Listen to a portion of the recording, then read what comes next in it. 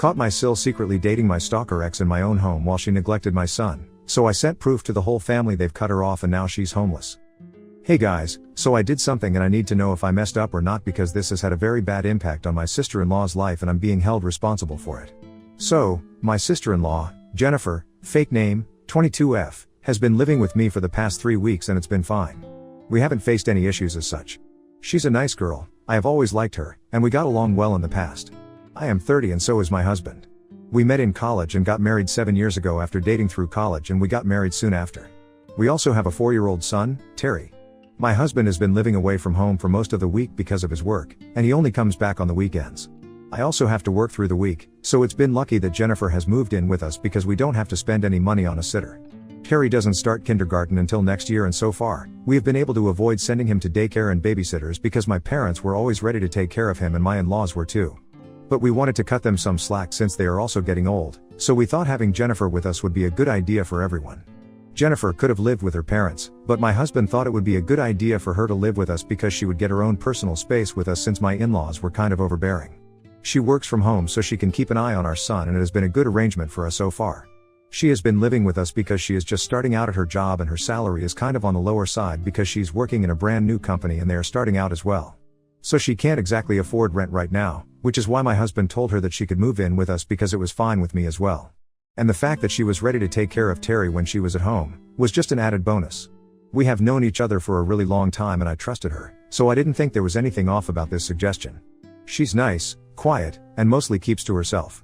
On the weekends, we would all spend the day together because I had weekends off, and my husband would come back home during that time. But recently, I started noticing that Terry had been acting very weirdly around Jennifer.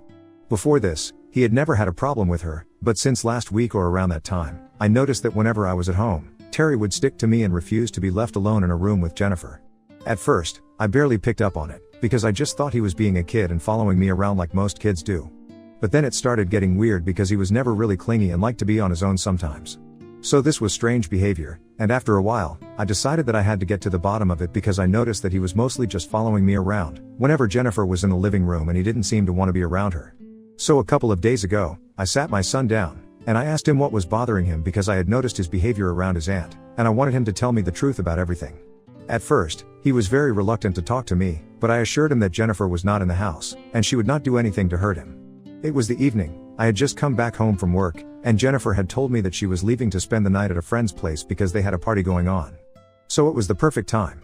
Once I had made sure that Terry knew for a fact that Jennifer was not at home, he started talking and told me that he didn't like being with her anymore. My first instinct as a mother was to obviously ask him if she had done anything to him and thankfully, he said that she hadn't exactly hurt him directly, but he said that he didn't like being locked up in the house all day. I didn't know what that was supposed to mean so I asked him to elaborate, and he told me that apparently as soon as I left the house, Jennifer would make sure that she sent him into the nursery and told him to stay there for a couple of hours. He said that he liked exploring the house and the backyard, he didn't like being holed up in one room. But apparently, his aunt had told him that if he tried to escape from the room or if he kicked up a fuss about it then I would come back home from work and scold him, so he had to stay quiet in that room while he got bored out of his head. I thought it was very strange that she was blocking him in his room because while it wasn't dangerous, per se, it was quite weird and I didn't like the sound of it. Terry told me that he hadn't told me about this so far because he thought that I would be mad at him, but now that I was asking him, he also wanted to let me know that he just really didn't like Jennifer because she would lock him up every day. He said that he wanted to go out in the mornings and that he didn't like being stuck in the room, so I had to do something about it and talk to Jennifer. He made me promise that I would not scold him for this and neither would Jennifer, so I understood that she had done a number on him and he was very scared to come up to me and tell me the truth. This was all very concerning, and I probably should have confronted her about it but instead, I decided to find out what she was doing exactly, because if it was something shady, I wanted to have proof of her doing it, and if I confronted her, I probably wouldn't get that. Just to be clear, I didn't have anything against her personally, but if she was doing something shady, then I just wanted to have proof of her so people would believe me. My husband's family is really close and I didn't want to make any accusations baselessly. So that was my thought process, which is why I called a friend of mine that evening and had him install nanny cams in the living room and the kitchen. They were hidden quite well, and so, there was no way people would have known that it was even there if I didn't point it out to them. Terry was also not aware of the cameras because I was afraid that he might let it slip somehow. So I had to have him distracted while the cameras were installed.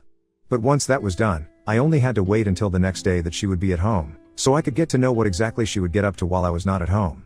She spent that night at her friend's place and then came back the next morning, just as I was about to leave for work. We had a nice, normal interaction before I left and that was it. But I wasn't actually going to work, I was just going to be next door, with my neighbor and watching her on the nanny cams. I had already asked my neighbor about it because I wanted to know if she had seen any suspicious activity in and around my house or if Jennifer had been having any visitors over, and she had said no.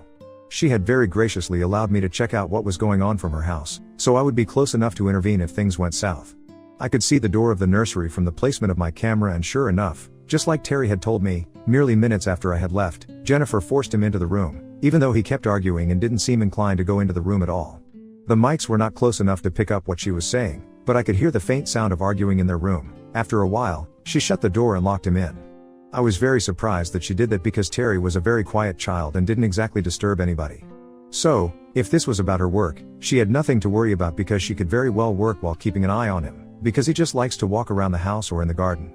Part of me wanted to rush over to my own house and let my son out, but I wanted to get to know more, so I just let things unfold on their own.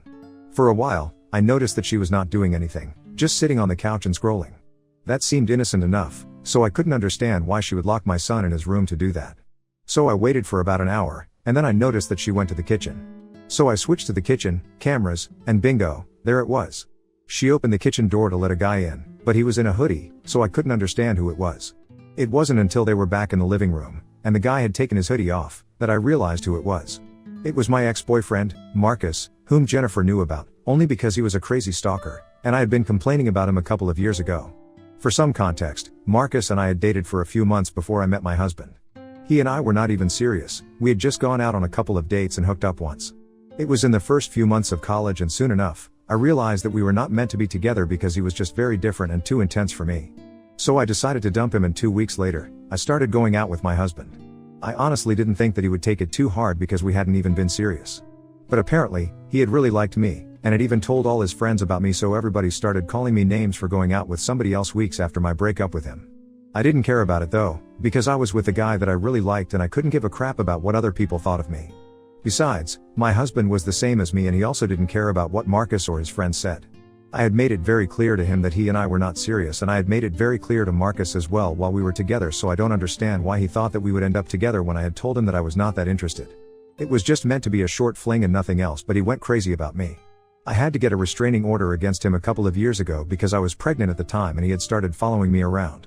So that was concerning, and I didn't want anything bad to happen to me or my child.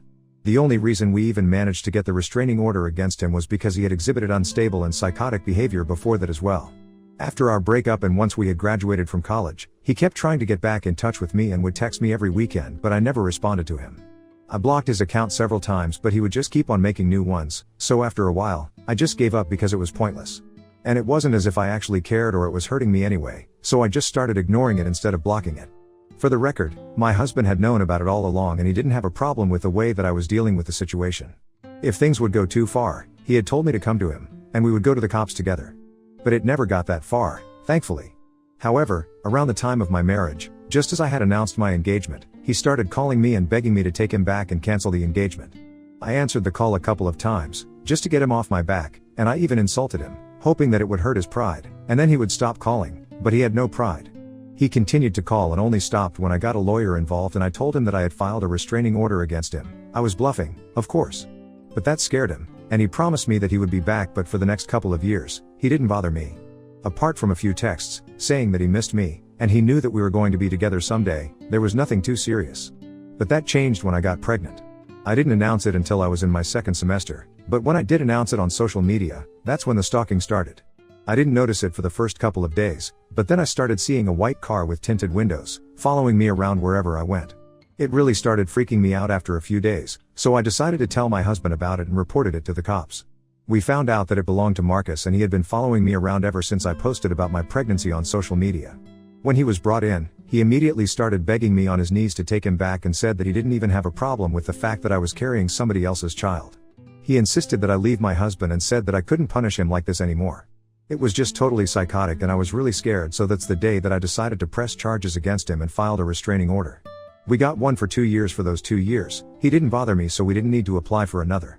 I figured that, after one restraining order, he might have gotten his head back on straight and had forgotten about me, so I didn't bother with him after that. He also did not text me or bother me during and after that period of time, so I had completely forgotten about him. But when I saw him in my house, chilling with Jennifer and making out with her and stuff, I realized that this was unacceptable. I wasn't jealous, like Jennifer is implying, but I was just angry that it's typical of everything that this guy had put me through. She was still with him and had even invited him into my house. The audacity to do that and to expect that she would get away with it while she had locked my son inside his room was crazy. But when I saw that, I saved the recording and immediately rushed over to my house. I also entered through the kitchen door because I didn't want to alert them by entering through the living room door, since it would be locked and I would have to use my keys and they could probably use that time to help Marcus escape through the back door. So I came in and I walked into the living room and I confronted them while they were getting cozy with each other on the couch. I started yelling at Jennifer, pretending that Marcus wasn't even there, because I didn't even want to talk to him, and asked her what she thought she was doing because I had thought she was responsible enough to make good decisions while she was home with my son, but clearly, that was not the case. She tried to defend herself, saying that she was in love with Marcus and so was he, and that they had been dating for almost a year now, so I had nothing to worry about, but for me, it was not even about them. I was mad about the fact that she had been lying to me and locking up my son in his room just because she wanted to spend time with her so-called boyfriend, who just happened to be my psychotic ex. It was the fact that she was treating my son badly and was lying to me that had really pissed me off. And I couldn't tolerate it, so I told her that she had to leave that very instant or I would call the police on both of them, because I was not trying to let this go. I let Terry out of the room, and in the meantime, Marcus left through the back door after promising me that he was not there to create any trouble for me, but he was just here because he was in love with Jennifer. And Jennifer continued to try and talk me out of kicking her out of the house because right now, she had nowhere else to go. But that was not my problem. She should have thought about it before sneaking in my ex-stalker into my house. I told her that there was no way I was going to let her live with us anymore because she had betrayed my trust in the worst way possible, and it was irreversible, what she had done. She tried to convince me that Marcus was a different person now. She said that he had gone to therapy for a really long time and was under intensive psychological pressure back then, which is why he had been acting out, and that's why I had to get a restraining order against him. But that, apparently, changed his life and he got on the right track after that.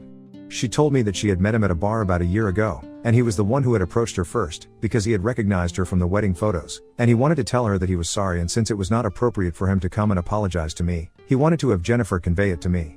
And apparently back then, she felt pity for him, so she decided to talk to him and he asked her out on a date at the end of the night. First off, that was incredibly creepy and not romantic in the slightest, like she believed it was because he was around my age and she's a lot younger. She was just 21 at the time and he must have been around 29, so around 30, and if that's not creepy, I don't know what is. And more importantly, since she had known about his past, she had no business bringing him anywhere around me, or my family. I don't understand why she thought it would be appropriate for him to come over, especially when I was the one doing her a favor by letting her live with me, even though we were not related by blood. It would have been very easy for me to find a sitter and replace her. There was no need for me to let her live with me, but I liked her and that's why I had trusted her. But she took the trust that I had in her and tossed it right out of the window, so now for her to expect that I would still continue to let her live with me and forgive her for what she did was just unreasonable and ridiculous. Besides, it was not even just the thing about Marcus, it was also about how she had been treating my son. Locking Terry in his room so she could canoodle with her boyfriend was not something that I appreciated, and I was not going to let her off the hook for it. So I told her, very angrily, that she had to leave the house because I was not going to allow her to live with me under any circumstances whatsoever. After a lot of begging and arguing, she finally came to terms with the fact that I had made up my mind and left. The only thing that she had asked of me was that I didn't tell her parents about it because they would be very upset, since this was something very wrong. I didn't make any promises, I just stood there silently and watched her leave. After that whole episode, I put Terry down for a nap because it had been a very stressful morning, but I still had to tell my husband about what had happened. And now here is probably where I might have been There was no need for me to do it, but I was just so angry that I wanted to get back at her for what she did. I was very frustrated that I trusted this person, and instead of valuing my trust and doing right by me, she decided to hook up under my roof with the one person that I hated the most. And I was just so angry about it that instead of sending the footage to my husband, I decided to send it to the family group. And I know that the consequences of doing that would not be good for her because, as I had mentioned before, my husband's family is very close with each other and they take their relationships quite seriously. Last year itself, my in-laws had cut off one of my husband's aunts because she had been talking crap about my husband, and they were not going to tolerate it. So when I say that they take their relationships very seriously, I mean it. And I knew that when they found out about what Jennifer had been getting up to behind our back, they would be pissed. But despite knowing that, I went ahead with it, and what happened was something that I had expected. Her parents cut ties with her that day and stopped speaking to her altogether. My husband was also really shocked that this happened and that Jennifer would do something like this. He had almost wanted to press charges against her, but I was the one who asked him to drop it because she was going through enough as it was. After I had sent that video to the group, my in-laws called me to apologize on their daughter's behalf and informed me that they would not be speaking to her ever again. They were very upset, which I knew would happen. And my husband had a similar reaction. They have all cut her off, to sum it up. And right now, she has pretty much nobody to go live with. I know this because she texted me a few hours ago and told me that I had basically ruined her life by sending that video in the family group. She doesn't really have a lot of friends, and once she does, she can't live with them because they also live with roommates. Some of them live with their parents, and she would find it very weird to live with those friends. She can't live with Marcus either because he lives with his parents as well and they don't know about her yet. And he can't tell them because if they found out that she was related to us, they would lose their heads, and he would lose a home as well. So now, basically, she can either find an apartment, which is going to be bad, because she can barely afford it on the salary that she has, or she will have to start looking for a better job, but she can't do that while being homeless. So it's a conundrum, and I feel really guilty for putting her into that situation. I know that I shouldn't have to, but I just feel bad because she's in trouble right now and it's all because of me. I don't know, I feel like my reaction might have been a bit too extreme and driven by anger instead of just wanting to do the right thing. And it's not like I didn't know that this was going to happen. I was fully aware of the kind of reaction that my husband's family would have to something like this. And yet, in spite of knowing that, I sent that video to the family group, and I feel very responsible for what is happening to her. I talked to my husband about it and he thinks that I'm overthinking it. This is not really my fault. It's Jennifer's fault. And even if you do, give them the benefit of the doubt and believe that Marcus probably has changed for the better, it still doesn't excuse what she did with Terry. She used to lock him in his room for hours, to the point where he had developed a fear of being in his room for too long, and we are still trying to deal with it. So she kind of had this coming, and it's very pointless to blame myself for it. This is something that she did to herself, and yet, I can't shake off the feeling that I am responsible for it, and I just feel very bad, especially after the message that she sent me. I can tell that she is desperate right now, and it doesn't help the situation or how I feel about it. Ida for getting my sister-in-law in trouble with her family because she was hooking up with my stalker ex?